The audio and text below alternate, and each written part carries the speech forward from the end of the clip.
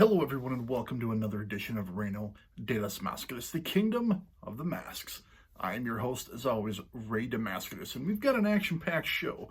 We got a little bit of news, we got a little bit of mask talk, as always, and some unfortunate news in the world of Lucha Libre today. So let's just go ahead and just jump right into it here. So very excited here. We're about a week out from First Wrestling's WrestlePalooza. And Gringo Loco finally got confirmed. Looks like Dante Leon is also going to appear. And that is all that's been announced so far. But WrestlePalooza is always representing the Lucha. So very excited to see who comes aboard, who's going to be there. Typically with the WrestlePalooza shows, they do release some of the names, and then we also have some surprises. So it's going to be fun. Always a fun time. So if you're down in the Minneapolis area, you haven't gotten your tickets yet, get your tickets.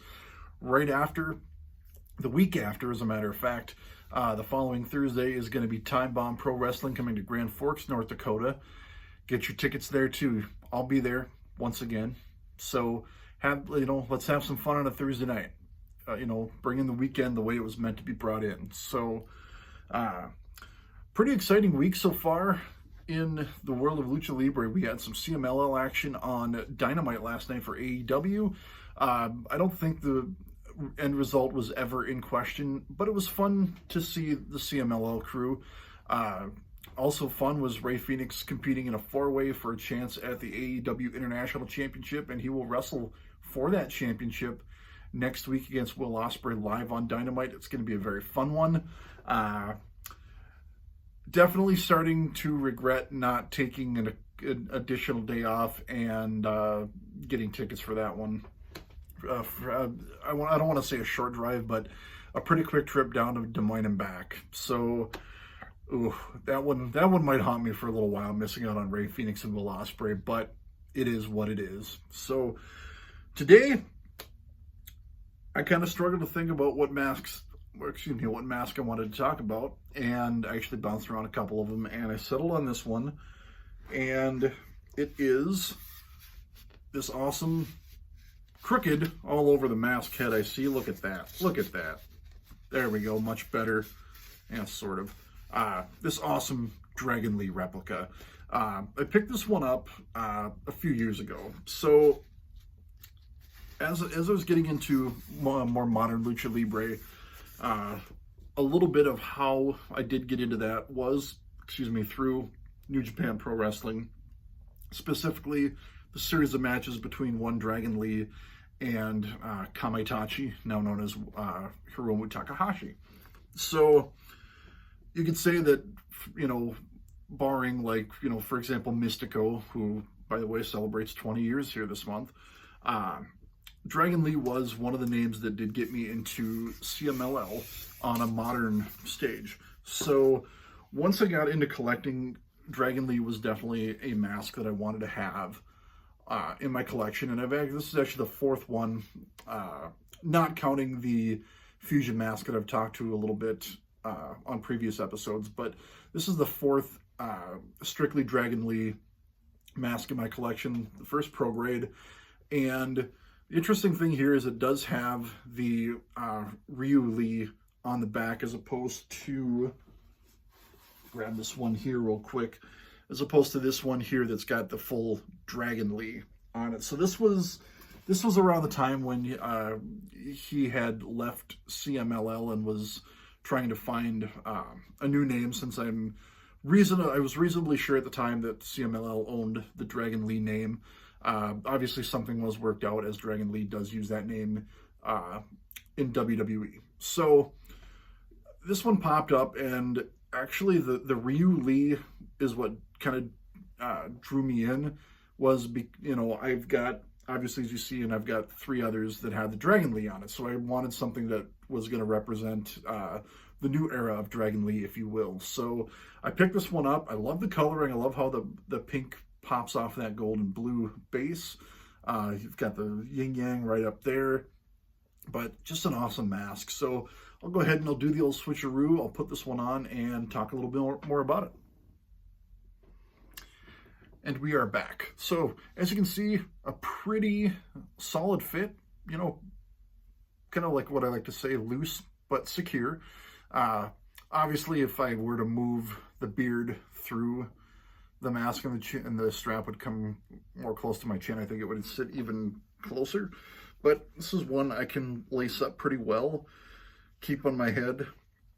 Perfect for, you know, being out and about, you know, Halloween at work, if, you know, Halloween falls on an office day, which I believe it does this year. So I'll have to find a mask to wear. All my teammates know of my love of lucha, so they'll kind of be on the lookout to see what I wear. But one I could wear this one pretty comfortably. It's a little tight in the ear, but a little minor adjustment will take care of that. Just like this. There we go. Look at that. And yeah, I could tie this all the way down to the bottom, to the you know, the bottom lace, and be just fine with it. I love the coloring. You know, a lot of times I kind of lose sight of what these look like because I don't have my background light on all the time. So sometimes I'm a little taken aback when I get the masks out and get them in front of that light, and I see just how just how much the color pops off of the lighting. So yeah, never thought I'd be the one to say sometimes I even amaze myself, but here we are. But yeah, no, just a, you know, overall great mask. Probably my favorite Dragon Lee in my collection. I don't have anything official or ring worn from him yet, but yeah, this one's top shelf for me at the moment. So I'll go ahead, flip-flop back out, talk a little bit more about this, and then wrap up the show. And we are back. So that is the mask of the week here. Once again, this incredible Dragon Lee piece, Ryu Lee, if you will. But yeah, definitely the top contender for Dragon Lee style masks in my collection. I've got the Fusion one here. I've talked about this a little bit when I covered Fusion masks as a whole. I might put this one and give this one its own video, because it's a very spectacular piece as well. One of my favorite Fusion masks in the collection. So, but yeah, just an amazing mask. One of my favorites. Awesome to see Dragon Lee doing as well as he is on WWE television. He had an amazing tope suicida this week. Got me out of my chair big time. So that is the mask of the week. Before I wrap up, definitely would be something I want to talk about here real quick is the Lucha World lost another legend this week.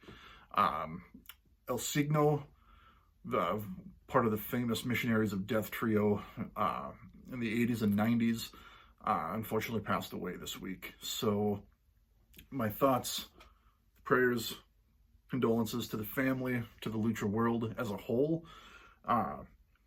Look up some of his work. He's an amazing technician, well known for the El Nudo, if you will, the knot. Blue Panther uses the hold as well, but the move was also quite closely associated with El Signo. And also, I mean, something I didn't know, but back before UWF was the premier shoot style federation in Japan, they had a lot of lucha presence, and I found some highlights, courtesy of Vintage Puroresu on Twitter, of an amazing 6-man match. I'm hoping to track down the match in its entirety, because from the highlights it looked absolutely amazing, especially for a 1984 match. So look up some of his stuff. I have put some highlights on Twitter. Definitely something I'm going to seek out more and more of his work. Seeing as I wasn't quite born during his heyday, I'll say, it's something I do have to go back and backtrack a little bit. So I encourage you to do the same. I've watched a couple of matches already and am absolutely floored. So once again, condolences, thoughts, prayers, tributes to the legendary El Signo as we wrap up the show this week. Next week will be taped a little bit early since I'll be out of town for WrestlePalooza. and then actually the following week too, since I'll be out of town for Time Bomb Pro. So a couple of early filmings, but I'll put them up on Friday as usual. So thank you as always for joining me this week. We'll see everyone next week, and as always, live, laugh, love, and Lucha Libre. We'll see you.